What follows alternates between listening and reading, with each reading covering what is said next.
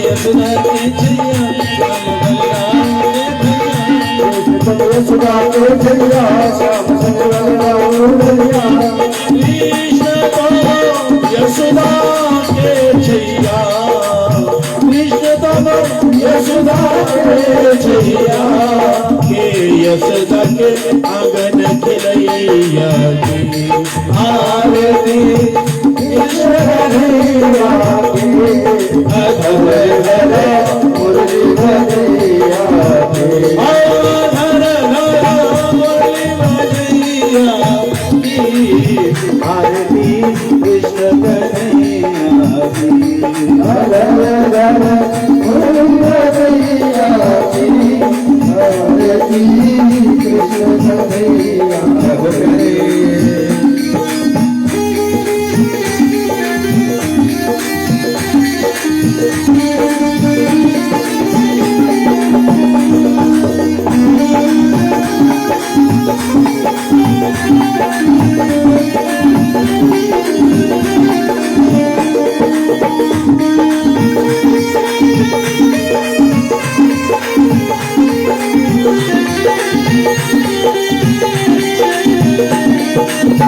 कृष्ण तुम अर्जुन के प्यारे कृष्ण तुम अर्जुन के प्यारे कन्हैया हो भगत रखवारे कन्हैया हो भगत रखवारे कृष्ण तुम अर्जुन के प्यारे श्याम हो भगत रखवारे तुम अर्जुन के प्यारे श्याम भगत रखवारे के भगतों की लाज बजैया की आरती कृष्ण कन्हैया की हरे हरे बोल बजैया की आरती कृष्ण कन्हैया की हर हर मुरली बजैया की आरती कृष्ण कन्हैया की हरे हरे बोल बजैया की आरती कृष्ण कन्हैया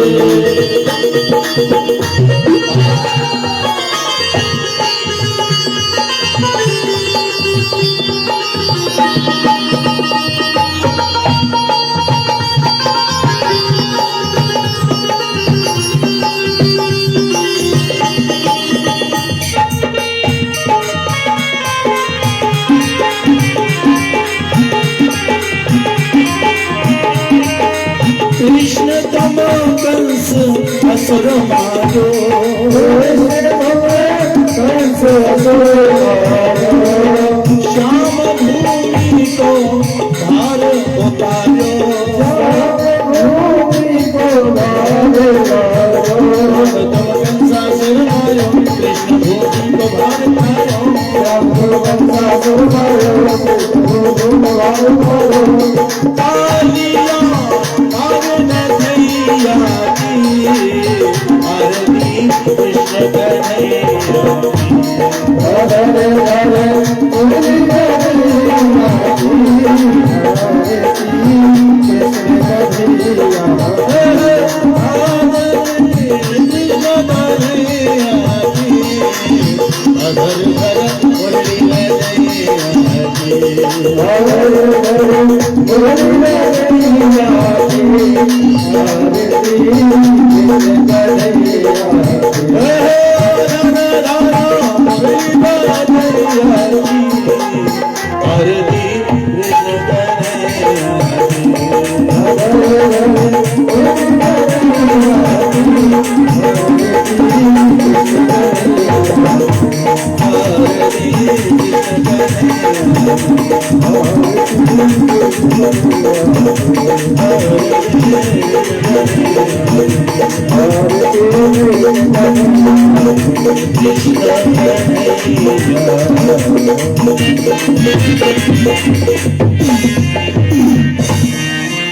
बोलिए वृंदावन बिहारी लाल की जय जय श्री राम जय जय श्री राधे जय जय श्री राधे जो यजमान राजा परीक्षित हैं वो भागवत भगवान का पूजन के लिए प्रधान है।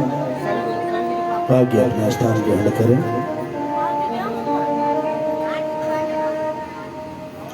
दा दा दा दा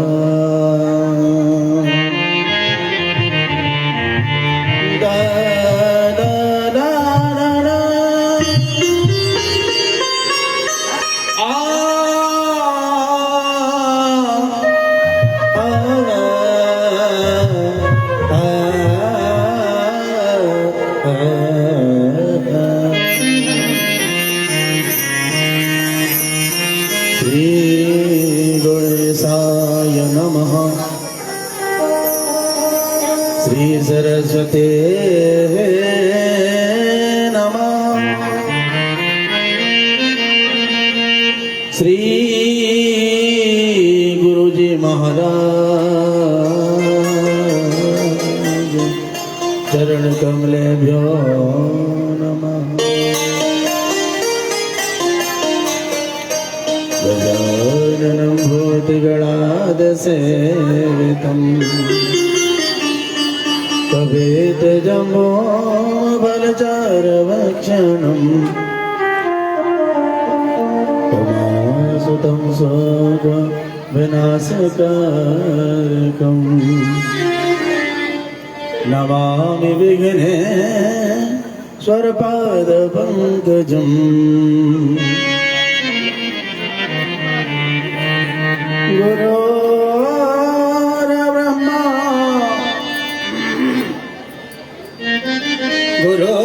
गुरुर्विष्णु गुरुर्देव महेश्वरा गुरुर्साक्षात् परं ब्रह्म तस्मै श्री गुरुवे कृष्णाय वासुदेवाय हरये परमात्मने प्रणताक्लेशनाशाय श्रीगोविन्दाय नमो नमः।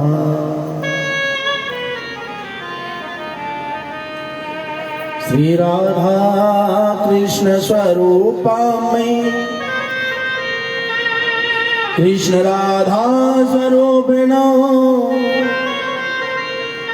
कलात्मानं निकुञ्जस्थं श्रीगुरुरूपं सदा भजे।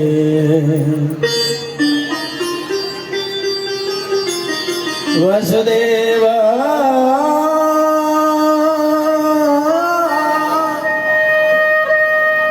सुतं देवं कंसचाण्डोरमर्दनम्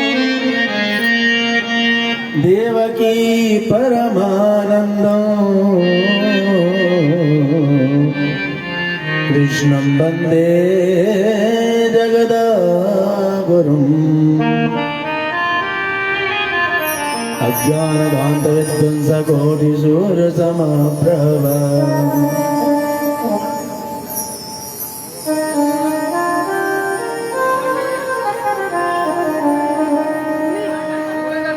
सूताक्षाय कथासारम्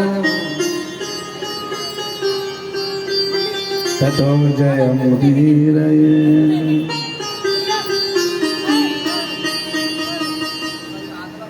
यं प्रविशन्तमनवेदमवेदकृत्यं द्वैपायनो विरहकातर्वाजः पुत्रेति तन्मे तया तर्वो वनेदो तं सर्वभूतहृदयो मुनिमानितोऽस्मि।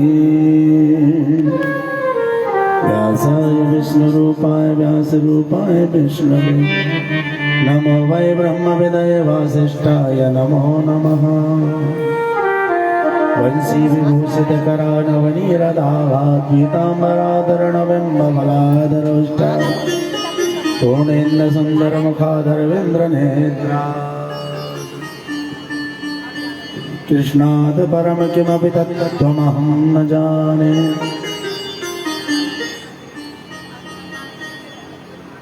कहीं चाहिए फिर संशय में हम बैठे रहेंगे। पूर्णेन्द्र सुंदर मुखादर वेन्द्र नेत्रा कृष्णात् परम किमपि तत्त्वमहं न जाने।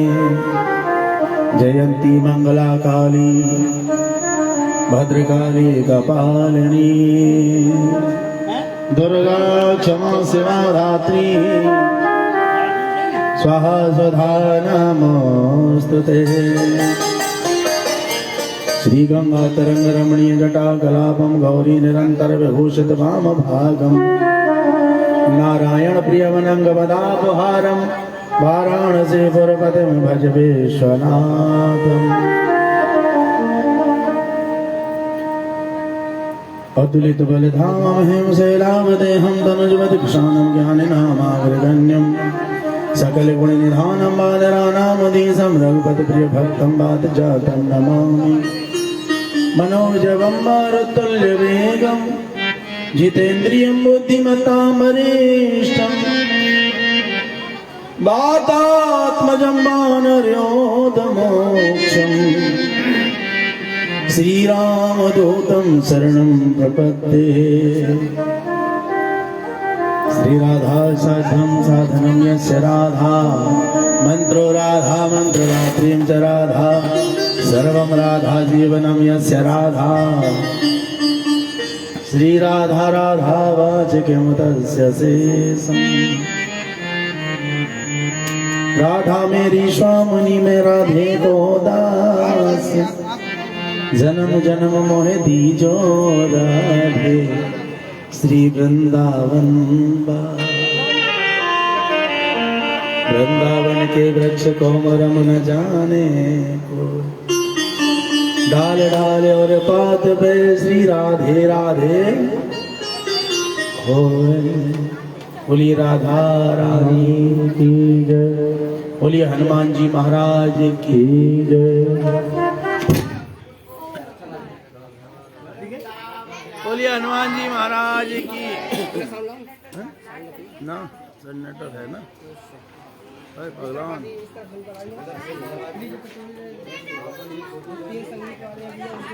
हाँ तुम हाँ ले आओ हतो थोड़ी देर पहले फेसबुक पे मजा आए।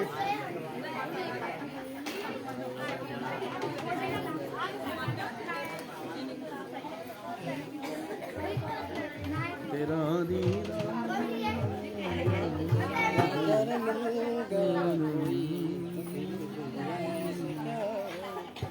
बोलो वृंदावन बिहारी लाल की जय। जय श्री जय जय श्री। कैसे लाला ऐसे हौल हौल चल रहा बड़े बूढ़े की तरह।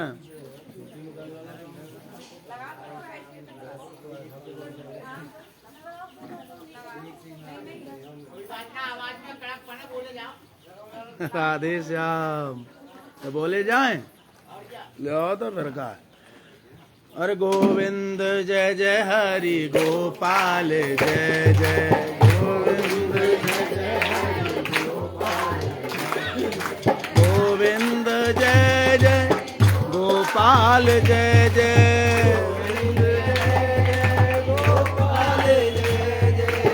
गोविंद जय जय गोपाल जय जय।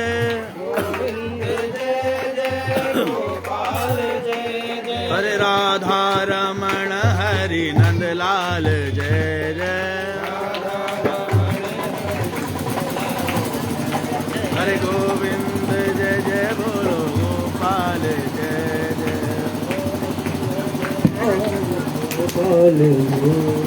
गोविंद जय जय बोलो गोपाल जय जय। गोविंद जय जय बोलो गोविंद जय जय हरि गोपाल जय जय। गोविंद हरि गोपाल जय जय। गोविंद जय जय गोपाल जय जय। गोविंद जय जय गोपाल जय जय। गोविंद जय गोपाल जय जय। गोविंद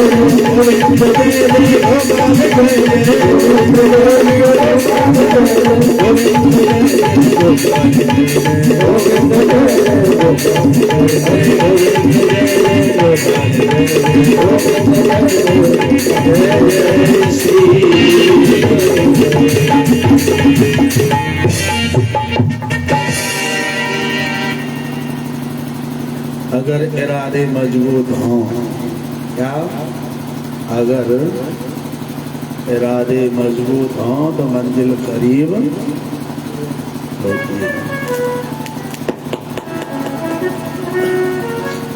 प्रथम दिवस जो होता है उसमें कई बाधाएं होती हैं। तो बाबूजी कह रहे थे 3 में तुम्हारे 3 नहीं बजेगा भाई। हाँ, तो 3 की जगह पर 4 बज गए, पर इतने घंटा इतने बढ़ा देंगे, कोई बात नहीं। बोलो वृंदावन बिहारी लाल की। हाँ, ना ऊधो को लेनो ना माधो को देनो। हाँ, अब 1 घंटा कम भयो तो 1 बढ़े। वृंदावन बिहारी लाल की। श्रीमद् भागवत कथा के मध्य में हम लोग प्रथम दिवस में बोल रहे थे, प्रथम बेला में बोल रहे थे कि ये जो पहला दिन है ये महात्म का है। काहे का? महात्म यानी महानता, इम्पोर्टेंट, यानी कि किस चीज का कितना इम्पोर्टेंस है? इसलिए महत्वता भी मायने रखती है। जिस कथा को हम लोग सुनने जा रहे हैं उस कथा की विशेषता क्या है? अगर ये जो कलयुग है ना, कलयुग में प्रत्येक कार्य हम तब करते हैं जब उससे हमारा कोई मतलब सिद्ध हो गए।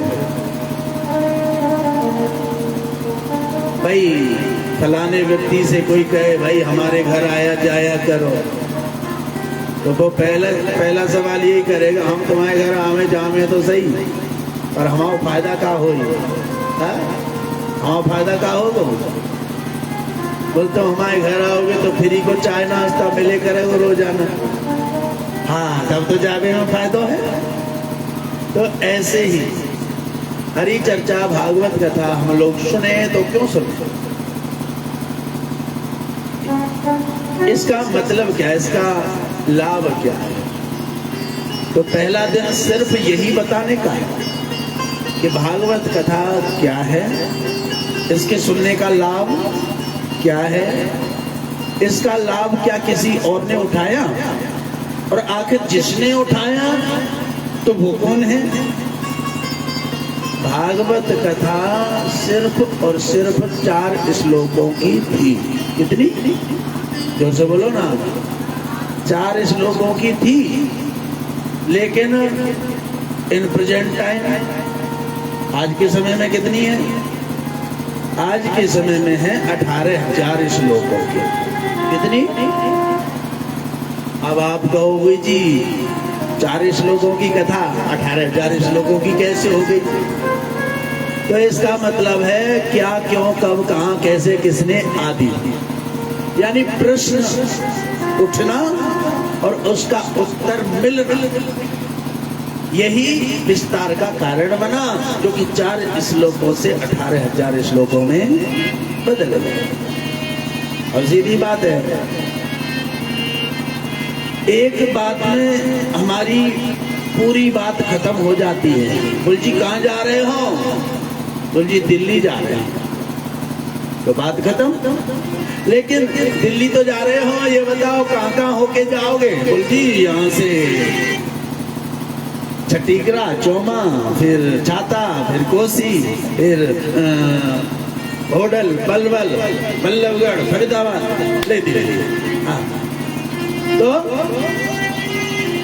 एक बात में खत्म ये हो गया कि दिल्ली जा रहे हैं, लेकिन कितनी बातें इसमें जुड़ गई, तो इतने में समय लगा कि नहीं? शब्द बड़े कि नहीं? जगह बड़ी कि नहीं? अगर हम सीधी सीधी बात करें तो भागवत कथा अंतिम श्लोक कहती है कि नाम संकीर्तनम यस्या सर्व पाप प्रणाशनम प्रणामो दुख समनस्तो नमामि हरिं परम। 7 दिन हमने खूब कथा सुनी, खूब गर्दन खूब सुनी, लेकिन अंत में क्या अर्थ निकला? अंत में अर्थ निकला नाम संकीर्तनम यस्या सर्व पाप प्रणाशनम और प्रणामो दुख समनस्तम नमामि हरिं परम। बदल दो जी।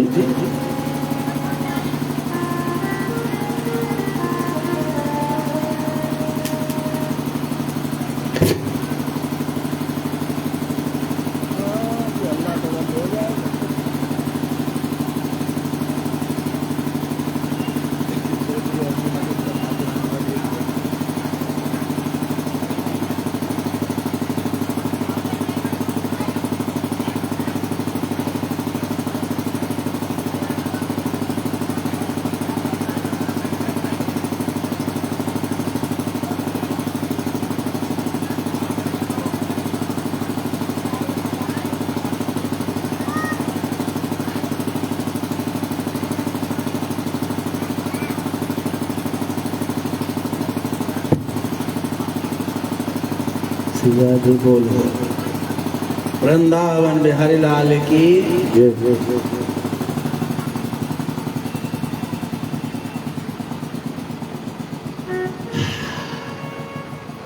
थोड़ा चैन पड़ गया है।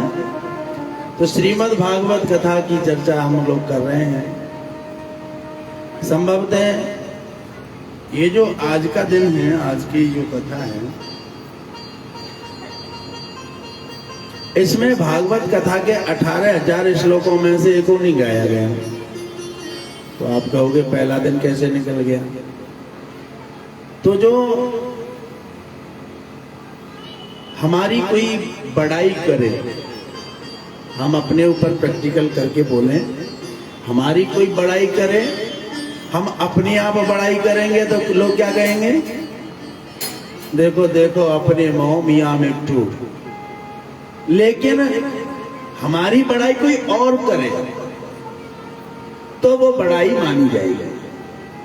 ऐसे ही भागवत कथा में कृष्ण का वर्णन है, लेकिन भागवत कथा ही कृष्ण है ऐसा बताया गया है।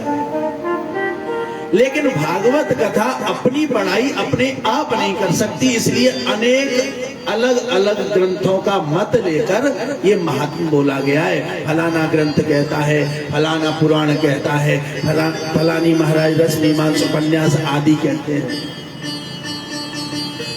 यानी महात्म कोई और वर्णन कर रहा है, इसलिए आज की कथा में भागवत कथा का श्लोक नहीं है। पहला श्लोक गाया है कि भाग्योदयेन बहुजन्म समर्जतेन सत्संगमं च लभते पुरुषो यदा वै अज्ञान हेतु कृत मोह मदान्धकारनाशं विधाय हि तदोदयते विवेका। जीव के जब जन्म जन्मांतर के पुण्य उदय होते हैं तब उसे भागवत कथा सुनने को मिलती है। कराना तो और बड़ी बात हो गई, कल्प कल्पांतर की बात हो गई। लेकिन सिर्फ सुनने मिल जाए, कोई करा रहा है और हमें सुनने को मिल जाए तो मानो जन्म जन्मांतर के पुण्य उदय हो गए। संत तो ऐसा बोलते हैं, जब पुण्य उदय हो जाते हैं तो सत्संग में आ जाते हैं, और जब पाप हमें सताते हैं तो सत्संग से दूर भगाते हैं। और संत ये भी बोलते हैं, तुलसी पिछले पाप सो हरि चर्चा ना सोहाए, और के काउते लड़ मरे के उठ के भग जाए। अगर हमारे जीवन में पाप हमको सता रहे हैं तो चाहे हमारे पड़ोस में ही कथा क्यों नहीं हो रही हो, हम सुनने नहीं पहुंच सकते। इस श्लोक कहता है, भाग्योदयन बहुजन्म समर्ज तेना, जब बहुत जन्मों के पुण्य अर्जित हम लोग करते हैं तब हमें कथा सुनने को मिलती है। लेकिन दूसरी लाइन कहती है, अज्ञान हेतु कृत मोह मदांधकार नाशम, जो जीव अज्ञान के वशीभूत हैं वो क्या सोचते हैं, फलाना खंडेल वाल कथा करा रहा, हम काय कुछ में, हमें नो तो दियो नहीं, बताओ पड़ोस में कार्ड दे दो, हमें ना दो, हम क्यों जाए। जो मूंछों की लड़ाई में कथा छोड़ देते हैं, जो सिर्फ सम्मान पाने की खातिर कथा छोड़ देते हैं, ध्यान दें, कोई बात ना है, एक समय को का 2 समय के माल तो मारे ही लिए खंडेल वालन के, तो बोले ही देंगे। तो जो सिर्फ ये सोचकर कथा का आनंद छोड़ देते हैं कि भाई फलाना करा रहा है, हमको तो बुलाया नहीं, तो समझ लो उसे कथा का महत्व ही पता नहीं चल पाया है।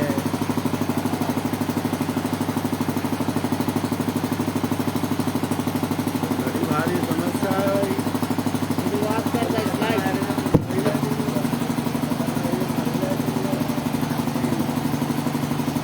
वृंदावन बिहारी लाल की जय। अच्छा, लाइट वाले को पता चल जाता है कथा शुरू हो गई, अब काटो। जब से नहीं जा रही थी, अब लगातार जा रही है, 2 बार तो चली गई। क्यों? क्योंकि जो कली काल के कुकरा हैं, कली काल के कुकरा, इनके लंबे लंबे दांत, और भजन करें तो छोड़ दें नहीं, फाड़ डालें ये कली काल के कुकरे हैं जो बीच बीच में डिस्टर्ब करते रहते हैं। और सत्य बात यह है कि अगर IPS IAS की नौकरी साधारण होती तो हर गली चलते व्यक्ति के लिए ये अवेलेबल हो जाती। हर व्यक्ति के लिए ठाकुर चर्चा अगर संभव होती तो सब अपना काम छोड़ छोड़ के कथा ही कर रहे हो, सुन रहे होते। लेकिन जिसके भाग्य में होता है ये उसी को प्राप्त होती है। श्रीमद् भागवत कथा सबसे पहले मैंने बताया कि श्रीमद् भागवत कथा क्या है, ये ध्यान।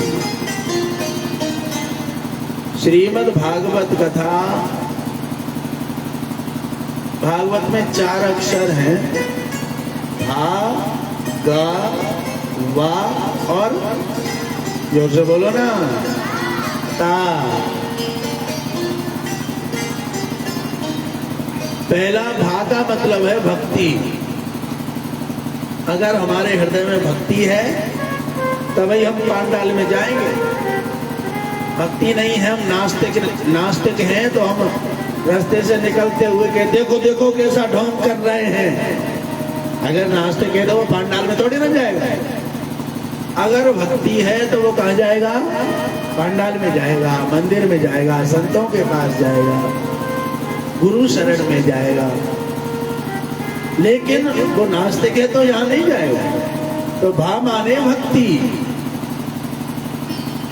जब पांडाल में जाएगा तो दूसरा अक्षर आएगा, क्या? पांडाल में जाएगा तो भागवत कथा चल रही है और भागवत कथा में गुरुदेव सिखा रहे हैं क्या? राम नाम सत्य है। क्या सिखा रहे हैं? जोर से बोलो ना। जी का बोल रहे महाराज जी है? अच्छा, सच्चाई क्या है? सच्चाई यही है कि जो ये बोला जा रहा है यही नाम सत्य है, राम नाम। लेकिन हमारी आदत क्या है? हम हमेशा उल्टा पुल्टा करते हैं।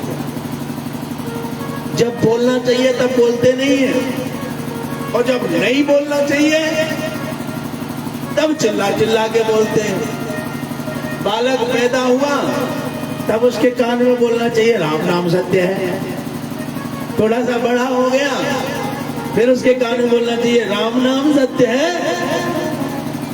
फिर जवान हो गया फिर तो उसे पक्का बोलना चाहिए भैया राम नाम सत्य है। और बूढ़ो है जाए फिर तो निश्चित बोलनी चाहिए बाबा राम ही नाम सत्य है, बाकी सब लेकिन हमारी स्थिति ये है, मात पिता बालक ही क्या? मात पिता बालक ही सिखावे और उदर भरे ये धर्म बतावे। माता पिता राम नाम सत्य नहीं बताते, वो कहते हैं बेटा तू डॉक्टर बन जा, बेटा तू वकील बन जा, बेटा तू झूठ बोलने वाला नेता बन जा।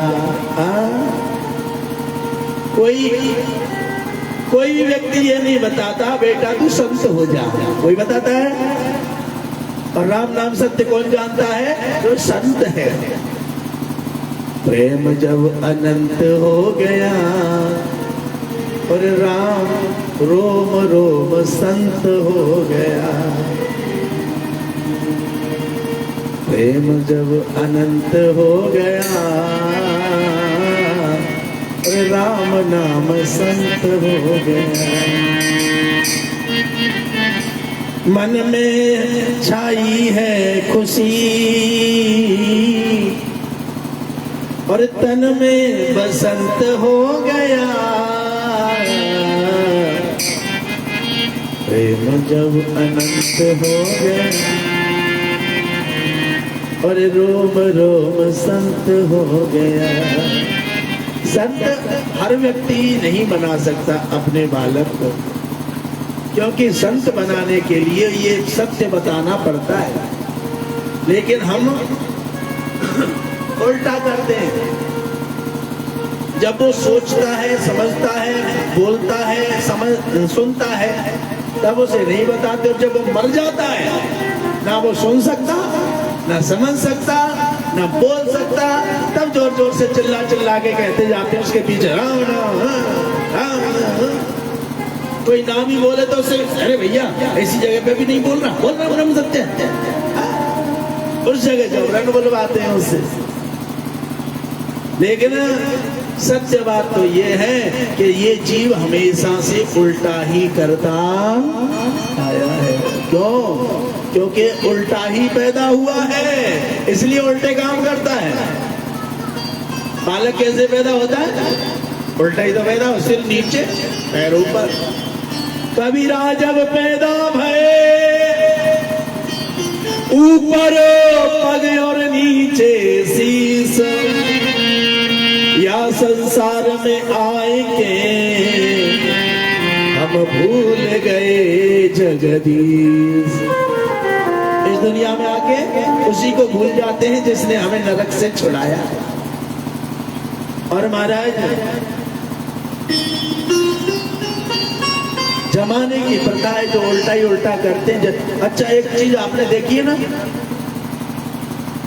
जब किसी की कमर चली जावे, यहाँ से क्या बोलते हैं, लचका, फैसका, अलग अलग भाषा में बोलते हैं, चिका, चूका, जो भी है तुम समझ रहे ना। जब ये यहाँ से चले जाते तो क्या कहते हैं, अरे भैया कोई उल्टा पैदा हुआ हो उस पे लात लगवा लो, ये सही हो जाएगा। और सोचने की बात क्या है, उल्टा आदमी कभी सीधा काम कर सकता है? नहीं। उसकी लात लगने से हम लोग इसलिए सही हो जाते हैं कि इस दुनिया में वही सीधा है, बाकी तो सब उल्टे हैं। हमको वो उल्टा लगता है क्योंकि हम खुद उल्टे हैं, है कि नहीं? बुरा जो देखन में चला, बुरा न मिलिया कोई, जब दिल खोजा आपना तो मुझसे बुरा ना कोई। जब हम दूसरे में बुराई ढूंढने जाते हैं, ऐसे उंगली करते हैं तो भूल जाते हैं ये उंगली तो उसकी तरफ हो रही है, लेकिन ये 3 उंगली अपनी तरफ हो रही है। यानी हमारे अंदर 3 कमी है। जब हमको किसी एक कमी को देखने का अवसर मिल रहा है, पहले अपनी 3 कमी सुधार लो, सामने वाले की एक कमी तुमको दिखेगी ही नहीं। श्रीमद् भागवत कथा का दूसरा अक्षर भा, और जब पांडाल में गए तो गा माने ज्ञान। हमें ज्ञान हुआ कि राम नाम। अब जब ज्ञान हो जाता है तो तीसरा अक्षर आता है, कौन सा? वैराग्य। आपने देखा होगा ना, चाहे कितना भी मायावी, कितना भी माया में लिप्त व्यक्ति हो, और मरे ठान में जाते ही वो कहेगा भैया एक दिन तो सवन नहीं आनो है, उसका वैराग्य जाग जाता है। क्यों? क्योंकि उसे पता चल गया कि राम नाम ही सत्य है, बाकी तो सब असत्य है। इसलिए जब ज्ञान हुआ तो उसका वैराग्य जाग गया, और जिसका इस संसार से वैराग्य जाग गया उसके जीवन में आता है चौथा अक्षर तरण। तरण का मतलब करते भवते पार गिरधर गोपाला, और करते भवते पार गिरधर गोपाला। जीवन हुआ है बेकार गिरधर गोपाला, कर दो भवते पार गिरधर गोपाला। हम लोग यही तो भजन करते हैं, कर दो पार कर दो पार कर दो पार, पर पार ले को भगवान का वो आ जाए तो मैं ना यार। इसलिए भगवान से अगर प्रेम करना है तो श्रीमद् भागवत कथा तुम्हें प्रेम करना सिखाएगी। हमें निज धर्म पर चलना सिखाती भागवत की कथा। हमें निज धर्म पे चलना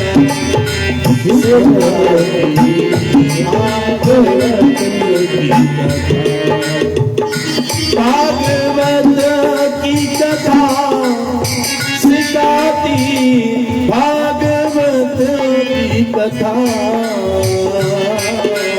हमें निज कर्म को करना सिखाती भागवत की कथा। हमें निज कर्म को करना सिखाती भागवत की कथा।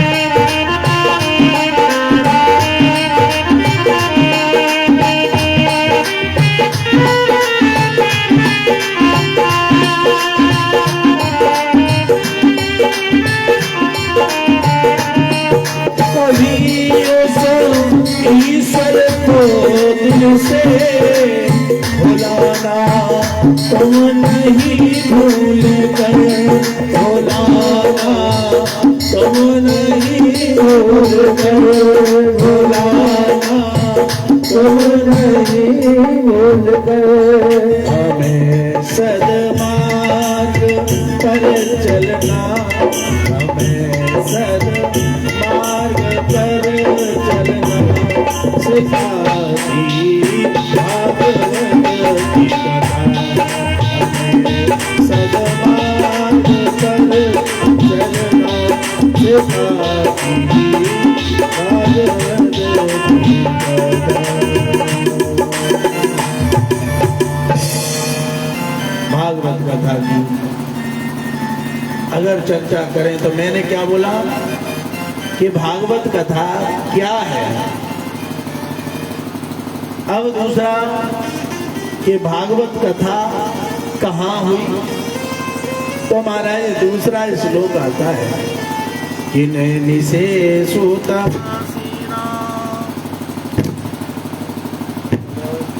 अविवादय महामतिम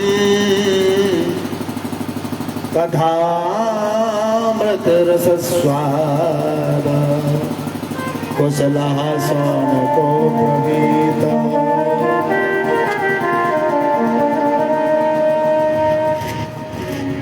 एक स्थान है जिसका नाम है नैमिषारण्य। क्या? जोर से बोलो। नैमिषारण्य। हम लोग सत्यनारायण कथा कराते हैं ना, तो उसमें आता है ना, नैमिषारण्य नामक स्थान पर सूत जी बोले। लीलावती और कलावती की कथा जो है ना, वो क्या है, नैमिषारण्य में ही होती है। तो श्रीमद् भागवत कथा का प्रादुर्भाव कहाँ हुआ कि नैमिषे सूतमासीना अविवादय महामतिम कथामृत रसस्वादा कुशलः सौनको ब्रवीता।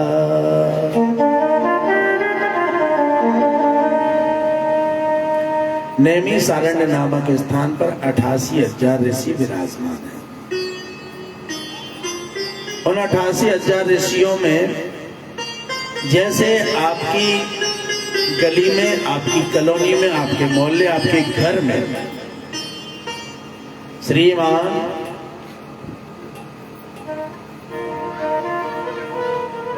बाबूराम, बाबूलाल, लाल लगाते हो, राम लगाते हो, राम बाबू। तो खंडेलवाल जी जैसे आपके यहाँ परीक्षित पद को ग्रहण किए हुए हैं, यानी कि श्रोताओं में एक व्यक्ति को ऐसा किया जाता है जो कि प्रश्न करता रहे।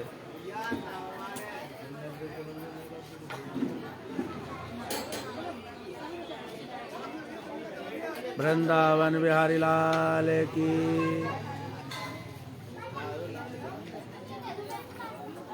जी कैसो मथुरा है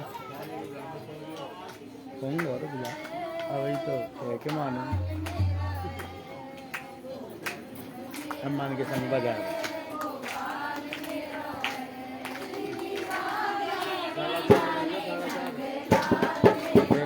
बजेंगे।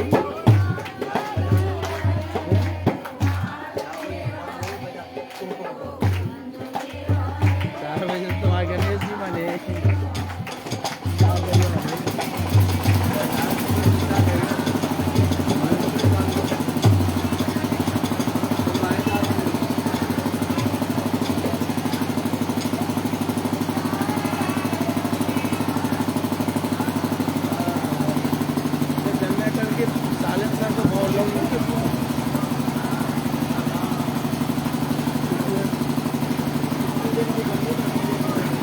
वृंदावन बिहारी लाल की जय जय। श्री कहानी के ब्याह में दामन की कहावत है, कहानी के ब्याह में 100 चोखे। एक तो जीव कथा कराने के लिए तैयार ही नहीं होते हैं तो जोखे ना रुकने। हाँ, यानी कि एक तो छोरी कहानी, दूसरे पड़ोसी ना रुकने रे, छोरी कहानी है, छोरी कहानी है, छोरी कहानी।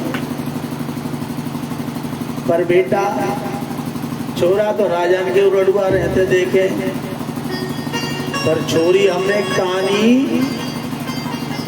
बिना ब्याह के नहीं देखी। ब्याह तो है कि रहे वो।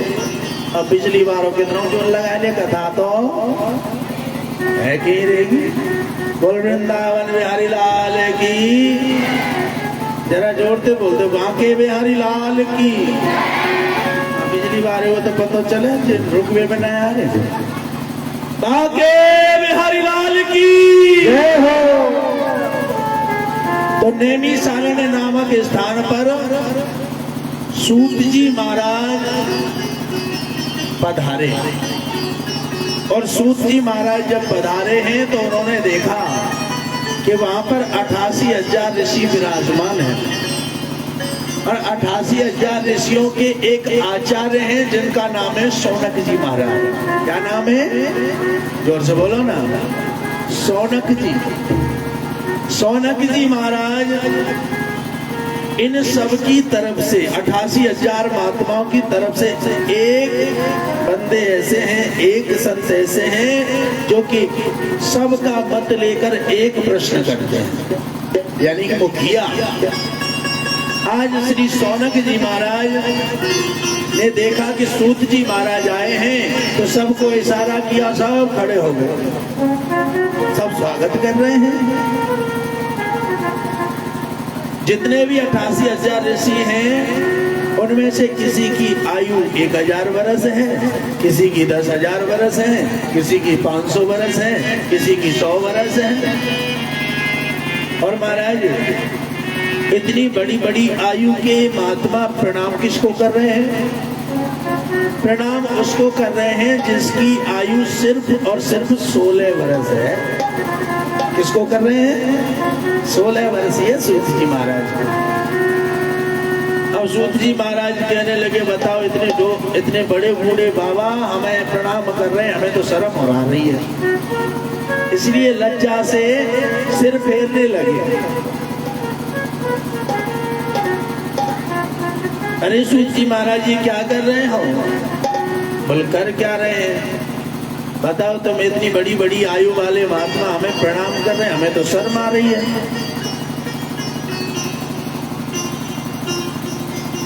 जो शौनक जी महाराज ये सारे महात्मा बैठ गए, शौनक जी महाराज खड़े रहे। शौनक जी ने कहा, महाराज ये तुम्हारे लिए सम्मान नहीं कर रहे, ये तुम्हारे लिए खड़े नहीं हो रहे, तुम्हारे ये प्रणाम नहीं कर रहे, तो ये तो तुम्हारे ज्ञान को प्रणाम कर रहे हैं। क्या? ज्ञान को। क्योंकि 0 + 0 + 0 + 0 + 0 = बोलो ना। 0 को कितनी भी बार जोड़ो उत्तर कितना आएगा? जब तक उसके सामने 1 ना लगे, 2 ना लगे, 3 4 5 6 9 ना लगे, तब तक उत्तर कितना आएगा? 0 ही आएगा। इसलिए श्री शौनक जी महाराज कहने लगे, ये धन वृद्धा च बल वृद्धा आयुर्वृद्धा तथैव च ते सर्वे ज्ञान वृद्धाश्च किंकरा शिष्य किंकरा। बेटा सुर ढूंढ गए। किंकरा शिष्य किंकरा। तो संत कहने लगे, महाराज अगर कोई व्यक्ति धन में बड़ा है, पैसा वाला है, लेकिन उसमें बुद्धि नहीं है, तो उसके नौकर चाकर उसका सारा धन हरण कर लेंगे, और एक दिन उसे भिखारी जो अपने धन की रक्षा न कर सके वो काय का बड़ा है, वो तो छोटा रहा। ऐसे ही धन वृद्धा सबल वृद्धा, खा खा के ये बन गया महाराज गेंडे का बच्चा है? और बुद्धि है नहीं, पहलवानों की तरह लड़ने अखाड़े में उतर गया। उसको ज्ञान हुआ मैं तो तगड़ा हूँ, और दाव पेच कोई आता नहीं है। किसी चतुर व्यक्ति को पता चल गया ये तो दाव पेच नहीं जानता, और अखाड़े में ऐसे ही आ गया है, पतला सा पहलवान हाथ मिलाएगा और धूम धड़ाक पहली बार में ही चित्त कर देगा। इसका मतलब क्या हुआ? वो ताकत में तो बड़ा है लेकिन बुद्धि में इसलिए वो भी बड़ा नहीं कहा जाएगा। आयुर्वृद्धास्तथैव च, उम्र हो गई 100 साल 110 साल।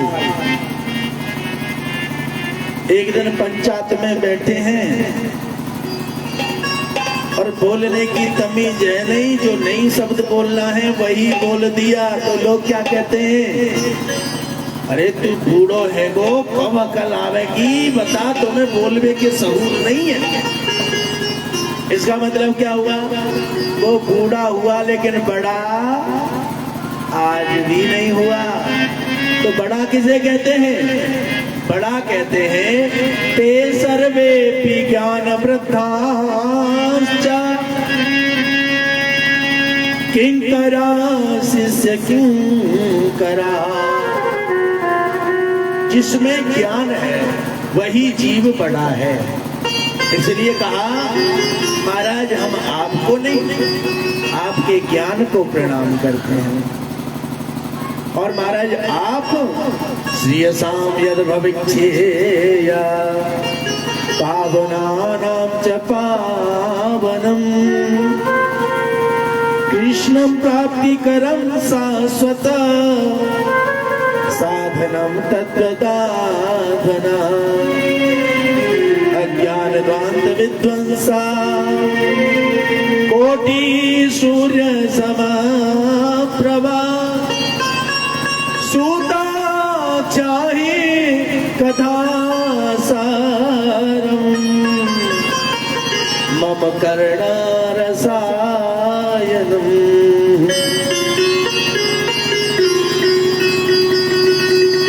अब तो महाराज सूत जी महाराज की भूरी भूरी प्रशंसा कर रहे हैं। देखो जी महाराज आप ज्ञानी ही नहीं हो, आप तो करोड़ों सूर्यों के समान हो। जहां आप अपने ज्ञान के साथ पधारते हैं वहां अंधकार रूपी करोड़ों रातें मिलकर एक जुट होकर अंधकार करे। सिर्फ आपका दर्शन ही उस अंधकार को दूर कर देता है। आप तो करोड़ों सूर्यों के समान एक ही प्रकाश पुंज हो। सूत जी महाराज कहने लगे भैया एक बात बताओ, आप हमारी तारीफ क्यों कर रहे हो? एक बात बताएं, हम किसी के घर गए या कोई हमारे घर आया और वो आते ही कहने लगा भाई सेठ जी आप तो यो हो, आप तो यो हो, आप तो ऐसे हो, आप तो वैसे हो, आप तो कैसे कैसे। अगर वो हमारी बिना किसी कारण के तारीफ कर रहा है तो हमें समझ लेना चाहिए उसे हमसे कोई ना कोई मतलब है, तभी हमारी तारीफ कर रहा है। पहले तो नहीं कहा सेठ जी राम राम, पहले तो नहीं कहा हाँ महाराज आप तो बड़े दानी हो, आप तो बड़े ये हो, आप तो बड़े वो हो। आज क्यों कह रहा है? आज इसलिए कह रहा है कि आज उसे कोई ना कोई काम तुमसे निकलवाना है। सूत जी महाराज की भी सब महात्मा तारीफ कर रहे हैं। कोटि सूर्य समप्रभा सूताख्या कथा सारम मम कर्णारसायनम। हे सूत जी महाराज आप करोड़ों सूर्यों के समान प्रकाशमान ज्ञानवान हो और जहां आप चले जाते हो वहां अंधकार दूर हो जाता है। और जब हरी चर्चा आप करते हो तब तो मानो कानों में आप रस घोल रहे हो, ऐसी प्रशंसा कर रहे हैं। सूत जी महाराज कहने लगे हम समझ गए आप हमारी प्रशंसा कर रहे हो इसलिए हमसे कुछ चाहते हो, बताओ क्यों प्रशंसा कर रहे हो? कहने लगे प्रभु प्रशंसा करने का हमारा एक कारण है, कृष्णम प्राप्तिकरम शाश्वत साधनम तद्वदाध्वना। प्रभु हम आपसे कुछ पूछना चाहते हैं। क्या? कि इस जीव को कृष्ण प्राप्ति करने का साधन क्या है। क्या पूछा? इस जीव का कृष्ण प्राप्ति करने का साधन क्या है, इस जीव को शांति कैसे प्राप्त होगी। सूत जी महाराज बड़े प्रसन्न हुए। सूत जी महाराज कहने लगे, अरे संतो, आपने जो प्रश्न किया है मेरे हृदय को गदगद कर गया, और आपके प्रश्न का उत्तर मैं अवश्य दूंगा, क्योंकि आपने जो प्रश्न किया है वो जगत कल्याण के लिए किया है। क्योंकि हर जीव को कृष्ण की प्राप्ति करनी चाहिए। हर जीव को बाबा जी होना, राधे श्याम। आप कहोगे हमें तो ना होनो, अब तो नई कोठी बनाई है, ढंग से नहायु ना है, धोयु ना है, ढंग से वाके फर्श पे लेटे ना है, बैठे ना है, इटालियन पत्थर लगायो है? तो अभी तो हमने कछु देखियो ही ना है, अभी तो बाबा जी होने को क्या मतलब है। लेकिन फिर पछतई हो अवसर बीते। तो सूत जी महाराज कहने लगे कि काल ब्यालम खखरासा त्रास लेना सहेत बे। श्रीमद् भागवतम शास्त्रम कलौ कीरेण भासितम।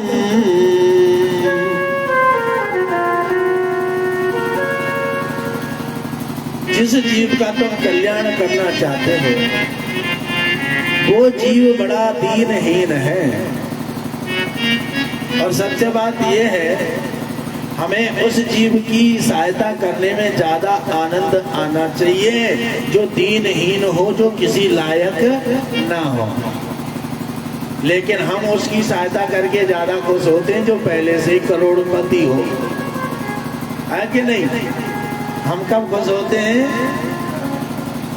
हम लखपति हैं तो करोड़पति के काज अपने छोरी को ब्याह करेंगे। हम 10 लाख रुपया लगा रहे हैं तो ऐसा देखेंगे जो पहले से ही 20 लाख लेके बैठे हो।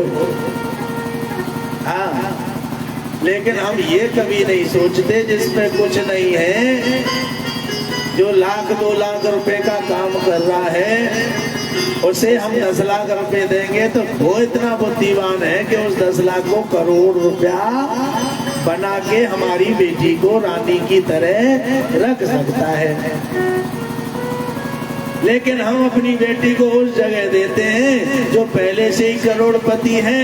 हमारी बेटी को वो कोई दो अक्षर की बात समझती ही नहीं है। जो हमारी बेटी को एक तो 10 लाख रुपया लेके आई, फिर भाई कोई नौकरन की तरह नहीं पूछे। क्यों? क्योंकि उस घर में 10 लाख रुपए की कोई औकात है ही नहीं। हम लोग उसी की तो सहायता करते हैं जो पहले से ही माला माल हो, उसकी सहायता कभी नहीं करते जो कमजोर हो। तो महाराज ये सूत जी महाराज कहने लगे कि जीव दीनहीन है, और ये जो जीव है ये ऐसी जगह पर बैठा है जिस जगह पर कभी भी मृत्यु आ सकती है। मृत्यु का मतलब है काल, काल का मतलब है ब्याल, ब्याल का मतलब है सर्प। ये जीव काल रूपी सर्प के मुख में बैठा है। न जाने कब ये सर्प अपना मुंह बंद कर लेगा और हमारा गोविंदाय नमो नमः हो जाएगा। लेकिन फिर भी हम एक हुआ तो 10 होते, 10 पाकर 100 की इच्छा है, 100 पाकर भी संतोष नहीं, अब सहस्त्र होए तो अच्छा है। सहस्त्र का मतलब 1000। इसी तरह बढ़ते बढ़ते राजा के पद पर पहुंच गया। फिर भी संतोष नहीं आता, ये ऐसी डाहिन तृष्णा है। हमारी जो तृष्णा है, हमारी जो इच्छाएं हैं, ये कभी समाप्त होती नहीं है, क्योंकि हमारी इच्छाएं हमेशा बढ़ती ही रहती हैं। क्यों? क्योंकि हम अपने दुख से दुखी नहीं हैं। हम काहे से दुखी हैं? हम पड़ोसी मटर पनीर क्यों खा रहे हैं? हम दारती काम क्यों चला रहे हैं? पड़ोसी स्कूटी पे क्यों जा रहे हो, हम साइकिल पे ही क्यों चल रहे हैं? यानी बदल रहे का बदल गए।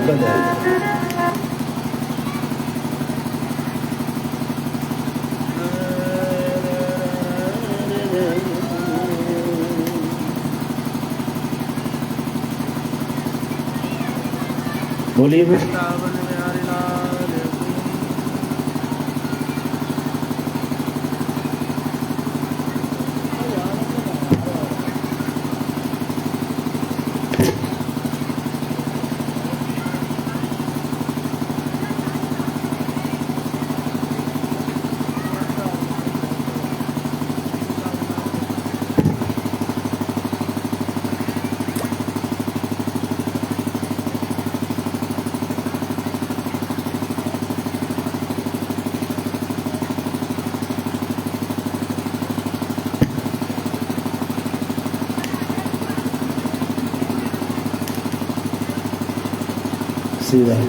भगत जी कोड़ा फसाए करो, अंटाए नटारे घंटा कर दें। हाँ, वृंदावन बिहारी लाल की अंटा के चक्कर में घंटा निकल जाए, इसलिए कोड़ा बना लो। ये डाल दे, जैसे पहले डंगर न डालो करे, चोरी करे बिजली, आजकल तो मीटर चल गए हैं। वृंदावन बिहारी लाल की जय हो। सूत जी महाराज कहने लगे कि जीव काल रूपी सर्प के मुख में बैठा हुआ है और जो तरह तरह की यातनाओं को भोग रहा है। इससे अगर बचना है तो जीव को एक ही काम करना पड़ेगा, क्या कि श्रीमद् भागवत कथा उसे सुननी पड़ेगी और श्रीमद् भागवत कथा उसे समझनी पड़ेगी और श्रीमद् भागवत कथा उसे अपने जीवन में लानी पड़ेगी। और श्रीमद् भागवत कथा क्या है? श्रीमद् भागवत कथा के लिए संतों ने गाया है कि आने से समय बदले विचार, सुनने से जिसके होए उद्धार, अमर कथा ही है और अमर कहानी है। ये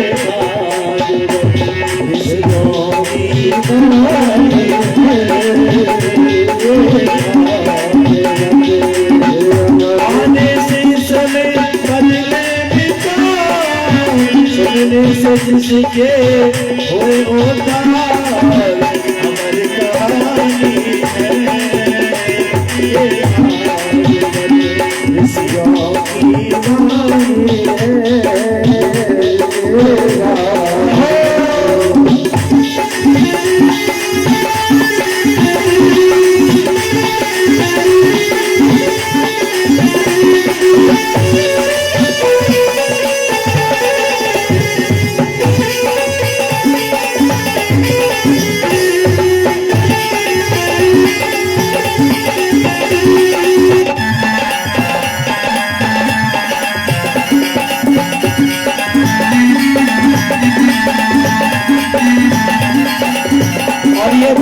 कथा हमें प्राप्त कैसे हुई?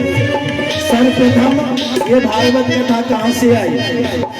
तो सबसे पहले संतों ने गाया, ब्रह्मा को नारायण ने ये अमर कथा बतलाई। ब्रह्मा को नारायण ने ये अमर कथा बतलाई। ब्रह्मा से नारायण ने ये अमर कथा बतलाई। ब्रह्मा को नारायण ने ये अमर कथा बतलाई। वो जो सुनी कथा ब्रह्मा से मुनि भारत के मनवाई। जब सुनी कथा ब्रह्मा से भारत के मनवाई। अरे पूछो तो क्या है ये, पूछो तो क्या है, अमर कहानी है ये भागवत ऋषियों की वाणी है। ये भागवत ऋषियों की वाणी है। ये भागवत ऋषियों की वाणी है।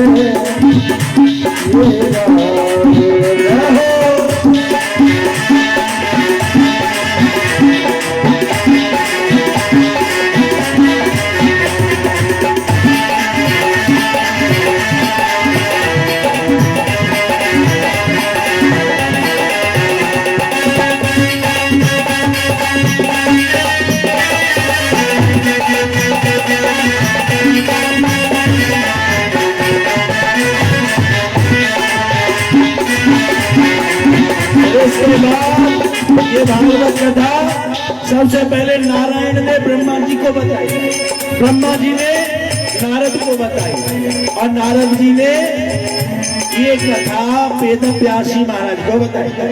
और दूसरी जगह ये कथा कहाँ चली? शंकर ने पार्वती को ये अमर कथा बतलाई।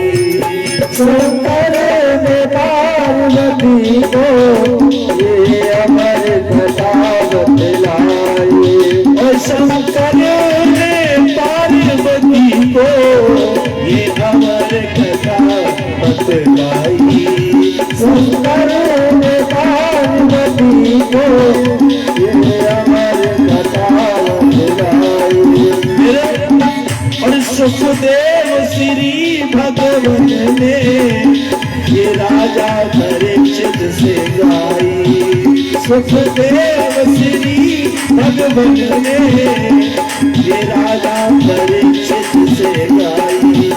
कर लो विचार ओ उतार, कर लो विचार ओ उतार, ये कथा पुरानी है। ये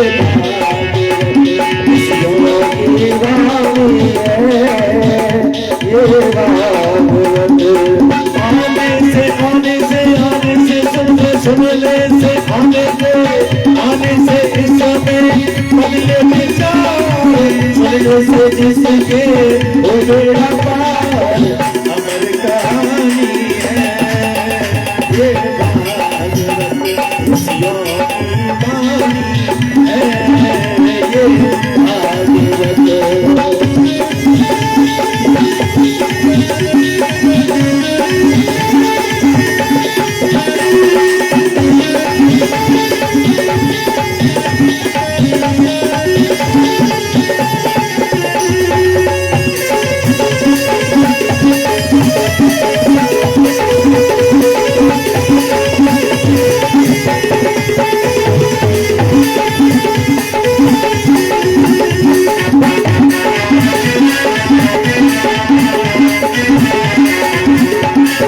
इसकी विशेषता क्या है? इसकी विशेषता है इस लोक पड़े कानों में पापी भी मुक्ति पाए। इस लोक पड़े कानों में पापी भी मुक्ति पाए। और 84 होए मुक्ति है वो भव सागर तर जाए। 84 हो मुक्ति और भव सागर तर जाए। कर लो विचार हो गए उतार, कर लो विचार हो गए उतार। अमर कहानी है ये खुशियों की कहानी है, ये भागवत खुशियों की कहानी है, ये भागवत खुशियों की कहानी है।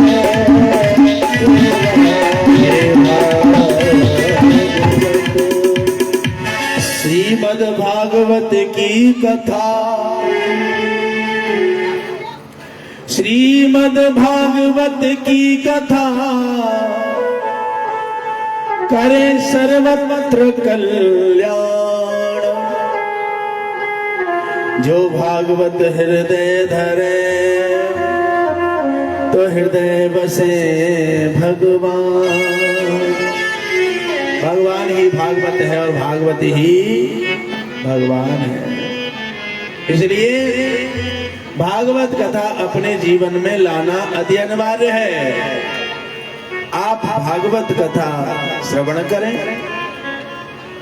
श्री सूत जी महाराज से सोनक जी ने प्रश्न किया, क्या महाराज आपने बोल दिया भागवत कथा अपने जीवन में लाओ, तो इसकी विशेषता क्या है? क्या इसमें इतनी शक्ति है जिससे कि हमें से अपने जीवन में लाएंगे तो हमारे मन को शांति प्राप्त हो जाएगी, हमारा कल्याण हो जाएगा? तो श्री सूत जी महाराज कहने लगे, देखो भैया वैसे तो हो जाना चाहिए। क्यों? क्योंकि एक बार राजा परीक्षित सुखदेव जी से ये कथा सुन रहे थे, तो सुखदेव जी कथा सुनाए जा रहे हैं, राजा परीक्षित रस को पिए जा रहे हैं। रस को पिए जा रहे हैं तो अमृत लेकर, अमृत का कलश लेकर स्वर्ग लोक से देवता आए और देवता कहने लगे, राजन तुम्हें मरने का भय है, इसलिए हम तुम्हारे लिए एक साधन लाए हैं। क्या? ये जो अमृत का कलश है ये तुम पी लो,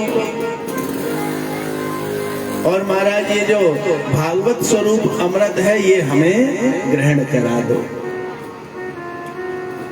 राजा परीक्षित कहने लगे, देखो हमारी औकात 100 रुपए की है और कोई 1000 रुपए वाला व्यक्ति हमसे कहे कि 1000 रुपए ले लो और हमें एक 10 रुपए का सिक्का दे दो, तो हमारे मन में स्वाभाविक संशय होगा, भाई ये तो 1000 वाला है, बताओ 10 रुपए के सिक्के के बदले 1000 100 रुपए क्यों दे रहा है? इसका मतलब कोई ना कोई तो कारण है। तो राजा परीक्षित से जैसे कहा कि अमृत लाला रे ओ छोरा, अरे पानी वारे, पानी मत पिलवावे का हुआ। हाँ, पानी कैन पर में भर के पीछे धर दो, का हुआ बहुत ज्यादा प्यास लगे तो उठ के चुपचाप चले जाओ और पी के फिर बैठ जाओ। अब यही तुम्हारी सेल्फ सर्विस आ रही है, तुम्हें पानी पे होश नहीं पड़ रहा। आप सोचिए 3 घंटे की जब कथा तुम तपस्या नहीं कर सकते तो अपने जीवन में परिवर्तन क्या ला सकते हो? कुछ कर ही नहीं सकते। पानी बाहर आ जाए तो ऐसे ऐसे हाथ में लो, तुम्हें पानी ना मिले तो अरे थोड़ी देर रुको, और बिहारी जी की कृपा से ज्यादा प्यास लग रही है तो पीछे चुपचाप चले जाओ।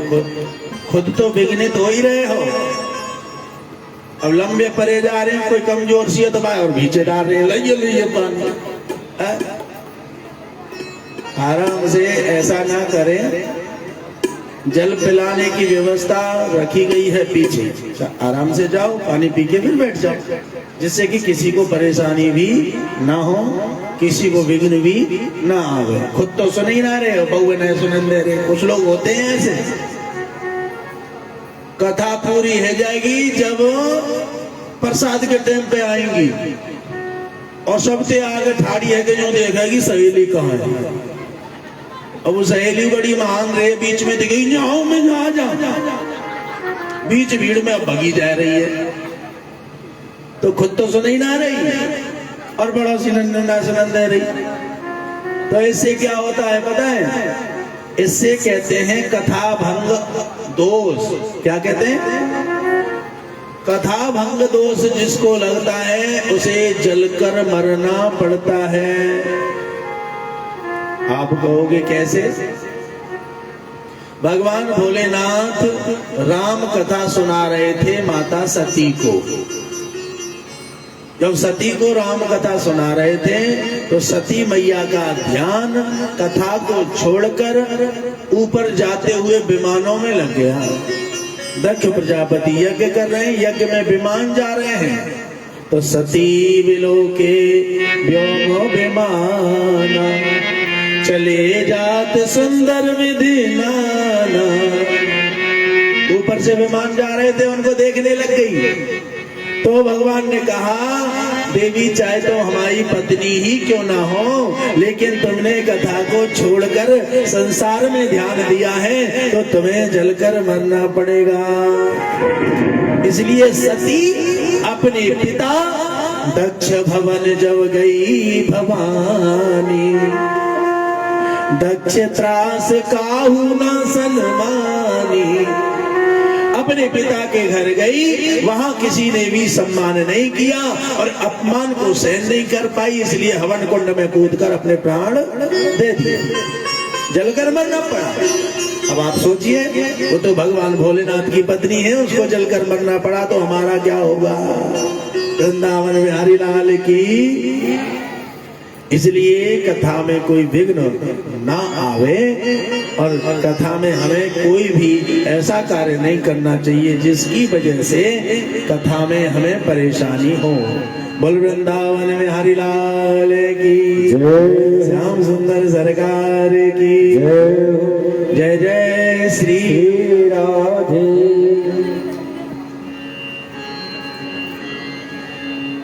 राजा परीक्षित से कहने लगे, राजन ये कलश हमें हमारे देवताओं के राजा इंद्र ने आपको देने के लिए बोला है, ये आप ले लें, इसके बदले में भागवत कथा हमें श्रवण करावें।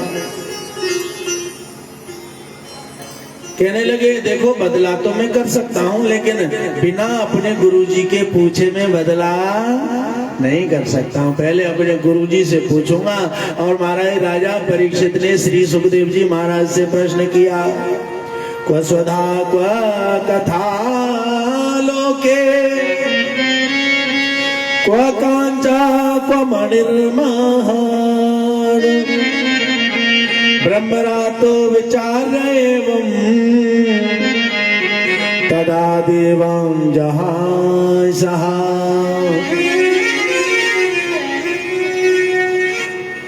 गुरुदेव ये देवता लोग मुझसे अमृत कलश के बदले कथा लेना चाहते हैं, क्या मैं दे दूं? सुखदेव जी महाराज कहने लगे देखो हमने कथा सुनाने का संकल्प तुम्हें लिया है, इन देवताओं को सुनाने का संकल्प नहीं लिया है, और जब तुम्हारे नाम का संकल्प लिया है तो कथा तुम्हारी हुई। अब तुम इस कथा को किसी को भी सुनाओ वो तुम्हारी मर्जी है, लेकिन हम तुम्हें अंतर बता सकते हैं, अंतर जानने के बाद तुम कथा को देवताओं को दो या मत दो वो तुम्हारी मर्जी है। क्या कहा? अभक्तांस्तांस विद्याया नाददौ स्वकथामृतम् श्रीमद्भागवतीर्वार्ता सुराणामपि दुर्लभम्। ये जो श्रीमद् भागवत कथा है ये एक मणि है, और जिस अमृत कलश को ये देवता लेकर आए हैं ये एक कांच का टुकड़ा है, यानी कि एक शीशा है। अब चमकता तो शीशा भी बहुत है लेकिन कमजोर बहुत होता है। चमकती मणि बहुत है, लेकिन वो मजबूत बहुत होती है। जहां तक कि मणि में ऐसा गुण है कि उसे अपने हाथ में लेके तुम चले जाओ और महाराज पानी के अंदर उसे ऐसे खोल दो तो पानी भी रास्ता दे देता है। अंधेरे में रख दो वो प्रकाश कर देती है। उसको हाथ में लेकर तुम मन में इच्छा प्रकट करो कि मुझे फलाने व्यक्ति का रूप धारण करना है, इच्छा रूप प्रकट करती है। मणि के अंदर गुण बहुत है, इसलिए राजा परीक्षित को बताया, देखो भैया ये जो कथा तुम सुन रहे हो तो मणि है, और जो अमृत कलश को देवता तुम्हारे लिए लाए हैं वो अमृत कलश जो है वो शीशा का टुकड़ा है। अब बदलना ना बदलना तुम्हारी मर्जी है। जैसे कहा तो राजा परीक्षित कहने लगे, हम कोई पागल हैं जो मणि के बदले में कांच का टुकड़ा लेंगे? इसलिए देवताओं से मना कर दिया, नहीं देंगे नहीं देंगे ना देंगे ना देंगे। सारे देवता बड़े बेचैन हुए, ब्रह्मा जी के पास पहुंच गए और ब्रह्मा जी के पास पहुंचकर कहा कि ऐसा उस भागवत कथा में क्या है जिसकी वजह से राजा परीक्षित ने अमृत के बदले में भी बदला करने से इनकार कर दिया। तो श्री ब्रह्मा जी ने एक तराजू मंगाई, राज्यो मोक्षम तथा वीक्षा पुराधाता विस्मतः सत्यलोके तुलाम बहवा तौलियत साधनम यजः। यानी अनेक प्रकार के साधनों को इकट्ठा किया, दान करने का पुण्य, परिक्रमा करने का पुण्य, जाप करने का पुण्य, पठन पाठन करने का पुण्य, सब एकत्रित किया और एक पल्लड़े में रखा, और एक पल्लड़े में सिर्फ और सिर्फ श्रीमद् भागवत कथा की पोथी को रखा।